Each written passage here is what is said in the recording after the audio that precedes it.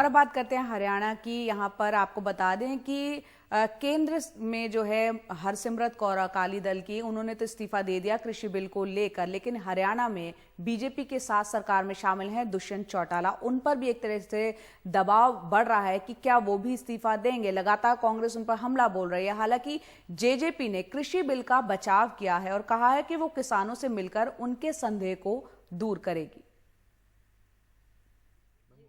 हरसिमरत कौर बादल के इस्तीफे से लगा झटका हरियाणा की राजनीति में भी महसूस किया गया। शुक्रवार सुबह उप मुख्यमंत्री दुष्यंत चौटाला किसानों से जुड़े बिलों के मसले पर मुख्यमंत्री मनोहर लाल खट्टर से मिले। बीजेपी के लिए राहत की बात ये रही कि फिलहाल जेजेपी यानी जननायक जनता पार्टी नए कानूनों के समर्थन में है।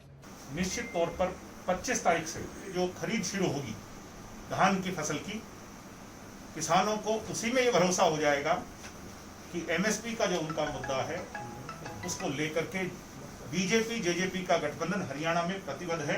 जो भ्रम फैला रहे हैं कांग्रेसी, लोगों के अंदर भ्रम फैला रहे हैं, वो भ्रम दूर करने का काम 25 तारीख से शुरू हो जाएगा, मैं ऐसी उम्मीद करता हूं।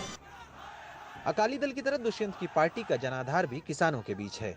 किसान फिलहाल पार्टी से नाराज चल रहे हैं कि वो किसानों पर लाठीचार्ज के मुद्दे पर खामोश क्यों रहे। उन्होंने सिरसा में उनके घर के सामने प्रदर्शन भी किया। जब ये एजिटेशन किसानों का चल रहा था तो तब हमने लाइक माइंडेड पार्टी से बात की थी, तो उनके साथ हमने बात की थी कि हम भी ये इशू रेस कर रहे हैं, तो आपकी भी ड्यूटी बनती है, आप भी रेस करो। अब उन्होंने क्या करना, उनकी अलग पार्टी है, वो देखें। हमने उस टाइम कोशिश की थी कि सभी इकट्ठे हों और ये बिल ना आए, लेकिन वो कोशिश पूरी कामयाब नहीं हो पाई। अकाली चाहते थे कि जेजेपी भी बिल का विरोध करे, लेकिन जेजेपी तैयार नहीं हुई। शायद उसे एहसास है कि हरियाणा में चुनाव अभी दूर है। हरियाणा में जो दुष्यंत चौटाला किसानों का मसीहा कहवाता है, दिग्विजय का पोता कहवाता है, इसको तो अभी तक शर्म नहीं आई। देखिए, इसको भी इस्तीफा अपना जो है सरकार से बाहर आ जाना चाहिए। इसके फायदे में है, वोट लोगों ने दी है इसको, वोट बीजेपी ने नहीं दी है इसको।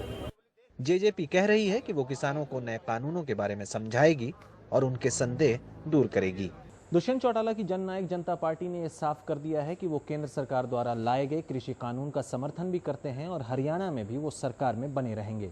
लेकिन अब ये देखना दिलचस्प होगा कि विरोध कर रहे किसानों को, जो कि जननायक जनता पार्टी के कोर वोट बैंक भी हैं, पार्टी उनको किस तरह से इस कानून के फायदे गिनवाती है और कैसे उनके धरने को समाप्त करवाती है। चंडीगढ़ से मोहम्मद गजाली, NDTV India.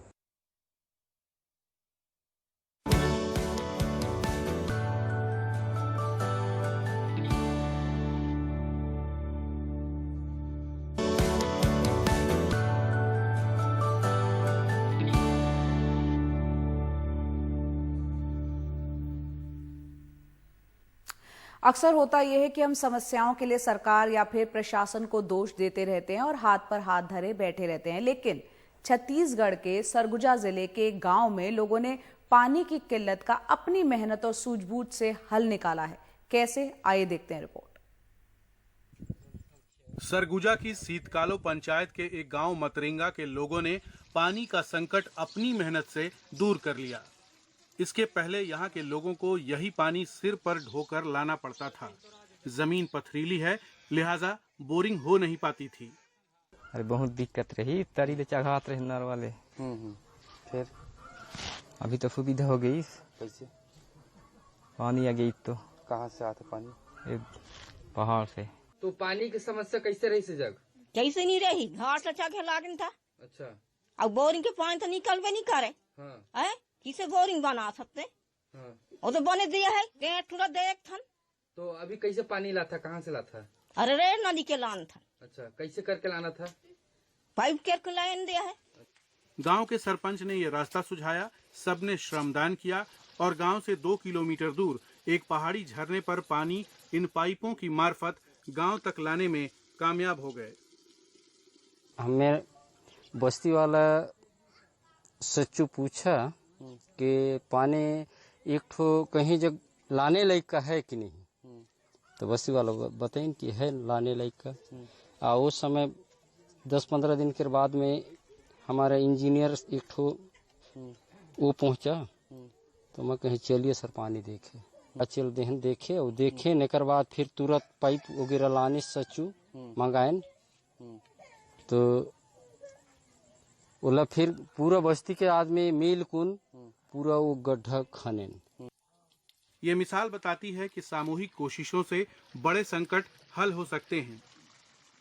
Bureau report, NDTV।